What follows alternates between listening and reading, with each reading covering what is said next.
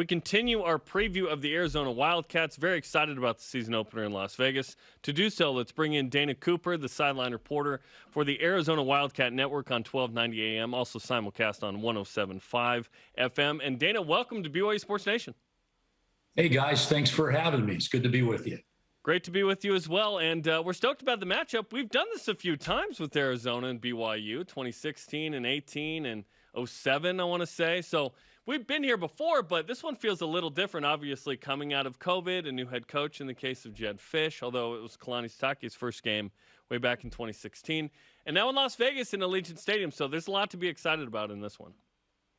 Yeah, there really is. And, of course, for Arizona, the last 5 or 6 months have been really tumultuous with the dismissal of Kevin Sumlin and new coaching staff coming in and watching how Coach Fisch so rapidly put that staff together. And the way he has turned the culture of the program. Now, he hasn't coached a game yet by his own admission. He hasn't won a game. He hasn't lost a game. But he had to do what he's been doing, and that is to turn around the feeling inside the program, the perception of the program from the outside. And it was a real steep uphill climb for those first 3 or 4 months. But I think he has done a marvelous job of embracing the community, embracing the tradition of Wildcat football from the past, and really changing the public perception and attitude about the program. So those were foundational things that he had to do first, and I think he scored pretty high on those marks. Well, and Dana, that's a perfect segue to what I wanted to ask. In terms of the fan base and alumni, are they still taking a wait-and-see approach in terms of how it plays out on the field? Or, like you said, has Coach Fisch, has he got everybody on board? Well, I don't think he has everybody on board yet. That will take, I think, it'd probably take a couple of seasons and a progression in the number of wins. But let me take you back to the press conference where he was announced. Let's put it this way. Arizona did not win that press conference. And I was watching the chat bar on the side during the announcements. And guys, it was brutal. A lot of people calling for the university president and the athletic director's head. Who is this guy? I can't believe this. We didn't get a Wildcat. It was really, really bad. We just didn't know anything about Jedd Fisch. But then, as I said earlier, in very short order, he began doing some, not just saying things, but he began doing things and backing up his talk with some really substantial action. And the way he embraced the University of Arizona football tradition, he quickly went out and got Rob Gronkowski and Teddy Bruschi involved. He gave a very meaningful tribute to Dick Tomey, the winningest coach in the University of Arizona football history. And he managed to save some kids who had gone into the transfer portal. And then his embrace of the football alumni was really special to watch. At the spring game, over 200 former Arizona players came back to be around the weekend activities, much of which were focused on them. And they did that because the word got out that Jedd Fisch is serious about involving us in the program. So as the public saw that, felt that, heard that, I think a lot of those naysayers, they at least went neutral. But a lot of people really got on board and said, you know, this guy's committed. He wants to win. He's doing it the right way, and we're going to support him. So he's got a ways to go by his own admission, but he sure has come a long ways. Sounds like a good PR save, because the pendulum swings with the new head coach, it would seem, where it's like, nope, we're going to do things a little differently, to let's go back to the old ways and involve everybody. So well done by him. We had him on the show. We enjoyed our conversation. Okay, so in terms of the on-the-field product, obviously a new head coach, Brendan Carroll coming in as the offensive coordinator. I'm a Seahawks guy, so Pete Carroll's son. And then Don Brown's been incredible at Michigan the last several years, including, number 2 in scoring defense in 2016, always top 25. So how differently do you expect this product to be on the field, and how quickly? Well, Jedd Fisch is probably going to be calling the plays himself, and I don't know that spring ball certainly gave him a good overview of what he has to work with. I don't think we know quite yet what he's going to do. Most guesses are that it'll look something like a pro-style offense, given his background. And it's going to take a while. We've got to get this other quarterback, Jordan McLeod, into the system. And I think he probably has the nod for the starting job just because of his live experience over the 2 seasons at South Florida. And then on the defensive side, Don Brown, this guy's a I mean, he's a mad Dr. Blitz. That's his nickname. And he has told these guys, if you don't run full speed to the ball, you're not going to play for me. So it's going to be really interesting. This will be a little bit like, maybe some Russian roulette or something, because he's a blitz heavy guy, very aggressive. And that means some guys on the outside are going to have to be really good.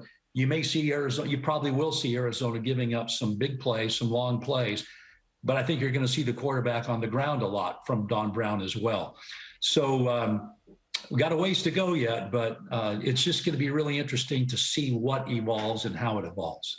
Back to the offense, and I've been reading a lot about Arizona, and some of the things that have come out is they probably will have the quarterback under center more than what Arizona has had in the past, but certainly much more of an emphasis on the ground game. And certainly, why wouldn't you, when you've got a guy like Michael Wiley averaging 7.2 yards, you've got the Northwestern transfer in, how much more aware of the ground game is this offense going to be, and how much more will they rely on that?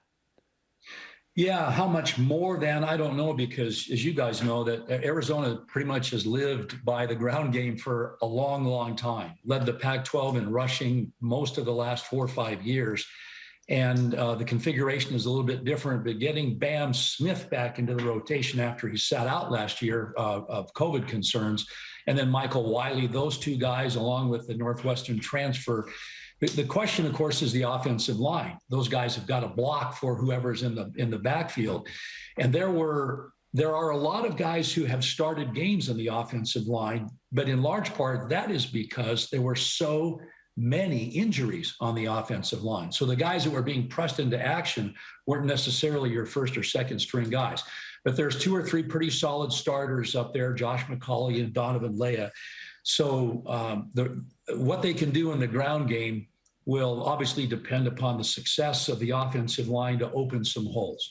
And we don't have that run pass option, that read option that we Arizona lived by for so many years with Khalil Tate. So it's going to be a little bit more traditional, I think. We're talking to Dana Cooper, the radio sideline reporter on the Arizona Wildcat Network, ahead of BYU and Arizona coming up in September in Las Vegas at Allegiant Stadium. What do you think of the matchup, not only in Vegas, but against BYU to start the season? Well, I wish I knew more about the Cougars. All I know is that Butch mascot can cut a rug. That guy is an awesome dancer. So that's my first concern, to see whether Wilbur the Wildcat can hang with Butch the Cougar. I don't know. My daughter was pretty excited when she heard that I was be talking to BYU football, and she wants to know if you can get me Butch's autograph for her. So, I just don't know enough about BYU football to give you an educated guess about the key matchups. And I suspect for Arizona, it's just going to be about doing what they can do and executing their game plan. This is first game for a brand new coaching staff.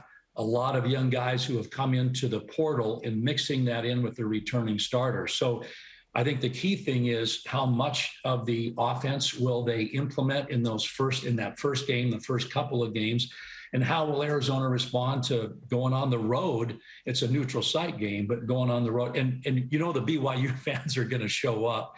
It's a fairly easy drive from Tucson, so we hope that Tucson fans are there as well. And then seeing who comes out of the huddle at quarterback. We'll know before that game, but whoever it is, that's going to be either Jordan McLeod, I think, or Gunnar Cruz. That's their first Pac-12 experience right there. And seeing how they respond under those bright lights in that setting that'll be a key to the game. Dana, I realize there's still a lot of questions to be answered, but do you have an idea going into this season in terms of what's realistically possible for this team in terms of number of wins? Yeah. Well, depending upon what you read, the over-under right now is about 2.5. So you look at our first 3 games are going to tell the story.